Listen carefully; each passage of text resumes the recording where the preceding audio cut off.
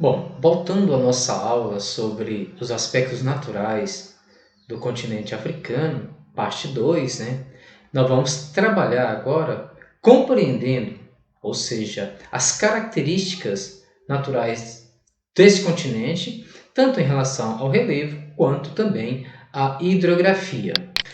Nós podemos observar que a linha do Equador passa praticamente sobre o meio, na metade do continente africano, fazendo com que esse continente seja praticamente todo tropical, ou seja, ele está entre o Trópico de Câncer e o Trópico de Capricórnio. Como nós havíamos falado na aula anterior, dos aspectos naturais, parte 1, nós falamos que a região mais a noroeste concentram aí as regiões mais elevadas, ou seja, nós podemos visualizar isso para compreender melhor essa região. Então, vamos fazer uma viagem a esse local para a gente melhor poder compreender. Tribos como os tuaregs, que vivem nessa região aí desértica, e podemos visualizar o seu entorno, como é essa região. Tá? Então, ou seja, ao predomínio da areia, né, dentro dessa área onde há o deserto do Saara.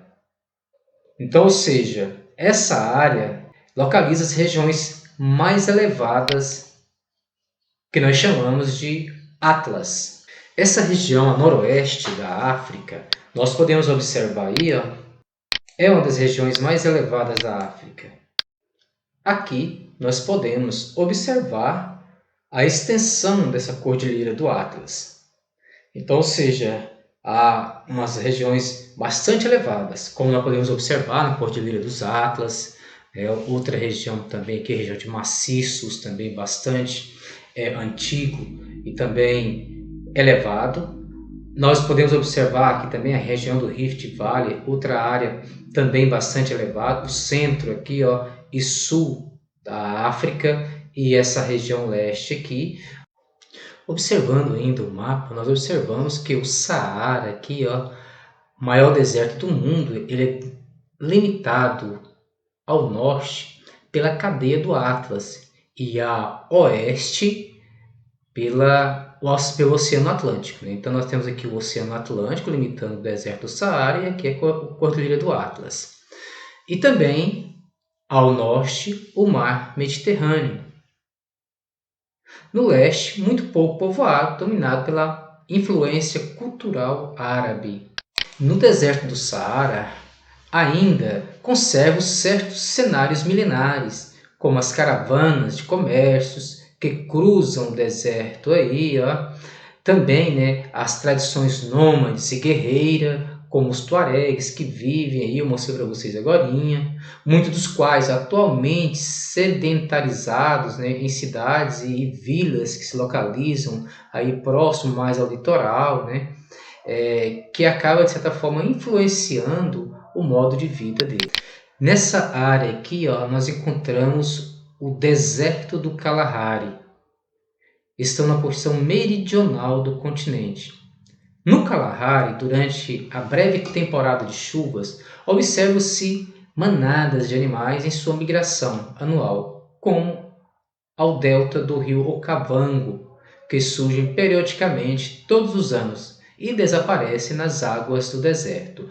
O rio Okavango, quando ele encontra o deserto, ele não consegue transpor o deserto, então suas águas desaparecem no deserto, nas areias do deserto. Tá?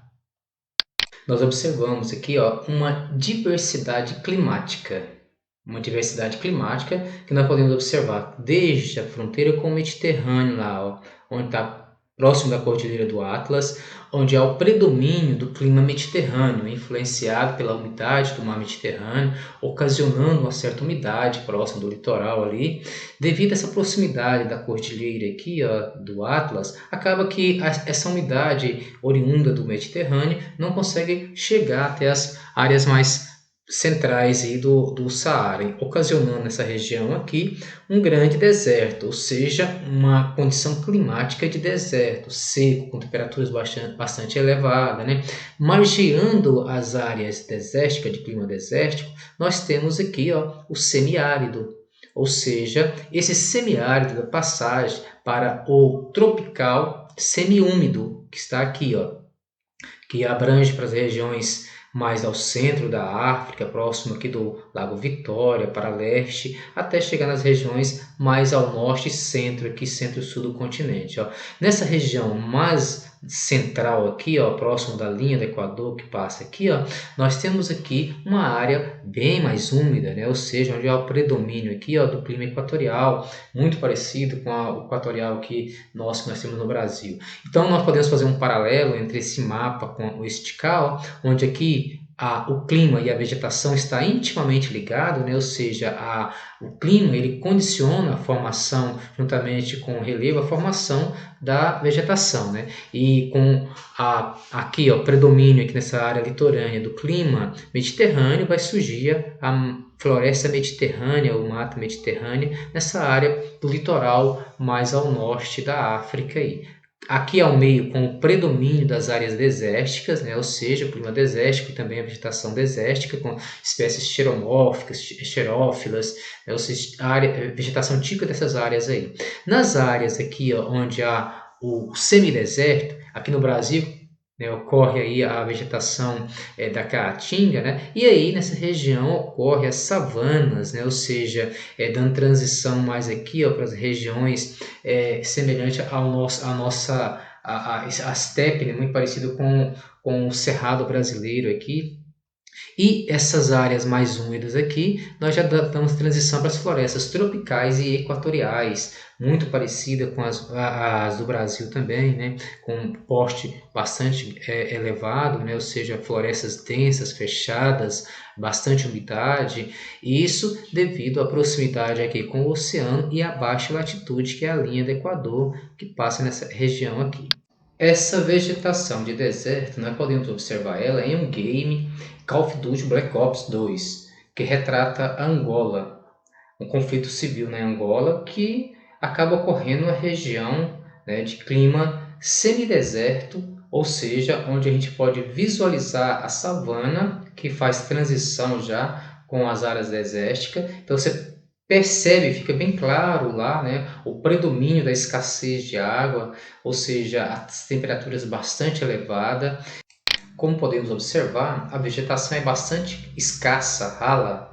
Mais ao interior do continente, mais próximo da linha do Equador, a vegetação da África fica mais densa, mais úmida, como nós também podemos observar no mesmo game aí, ó, Call of Duty 2 Black Ops. Bom, já finalizando a nossa aula de hoje, nós podemos só finalizar observando que essas áreas mais próximas da linha do Equador ocorre maior umidade, como nós podemos observar aí a presença das massas úmidas sobre essa região aí, região de baixa latitude, que são elementos e fatores que influenciam sobre o clima, né? Então essa área vai ter uma maior umidade, consequentemente maior quantidade de chuva, consequentemente também vai ser aí a nascente dos rios mais caudalosos do continente africano, como o Nilo, né? Como o Rio Congo, o Zambeze, o Okavango, nós citamos aqui, né? Então, ou seja, conforme a gente afasta da linha do Equador em direção ao Trópico de Câncer, ou afastamos a linha do Equador em direção ao Trópico de Capricórnio, nós observamos que essa tonalidade esverdeada ela vai diminuindo. Consequentemente, vai se tornando uma vegetação e um clima mais árido. Então, vai diminuindo a escassez, né, de umidade, e a vegetação também vai se tornando uma vegetação mais ligada ao clima seco, né, como a savana, como as estepes, como os desertos, como o semideserto, né, exceto, claro, nessas regiões aqui que nós falamos, que predomina aqui ó, a vegetação mediterrânea, e onde está mais verdinho, porque tem a influência aqui ó, do mar Mediterrâneo, tanto é que o próprio mar dá nome à própria vegetação e ao clima. Né? Então, ou seja, essa umidade maior formada aqui é empurrada em direção a essa costa norte da África aí, né? E ocasiona aí a formação de uma área mais úmida, né? Consequentemente vai influenciar também na região do delta do Nilo. Aqui nós vamos aproximar um pouco mais para a gente ver, esse aqui é o rio Nilo, ó. Então, ao desaguar aqui, ó,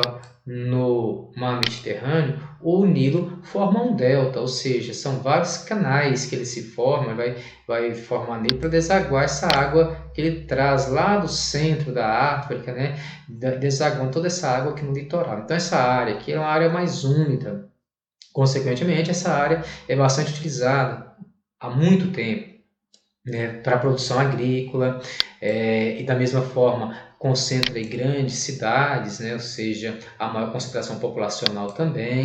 Então o Egito, todo o Egito, na realidade, ele se beneficiou com a presença desse rio, né? Ou seja, o rio ele possibilita tanto a existência e o desenvolvimento da vida, como também o desenvolvimento econômico dessa região aí, tá? Então, quando nós observamos aí, percebemos que a grande influência das massas úmidas aqui na região mais próxima da linha do Equador acaba formando, ocasionando uma concentração de umidade que acaba influenciando principalmente a área central da África aí, ó. E vai predominar então tanto na região mais ao norte, aqui, ó, a que nós chamamos de África do Norte, né, que predomina, vamos dizer assim, né, as áreas desérticas com a presença do Saara. Da mesma forma, ao norte, aqui, nós encontramos o deserto do Kalahari. Bom, gente, nossa aula fica por aqui hoje. Nas próximas aulas nós teremos aí novos vídeos para explicar o conteúdo para vocês. Até mais!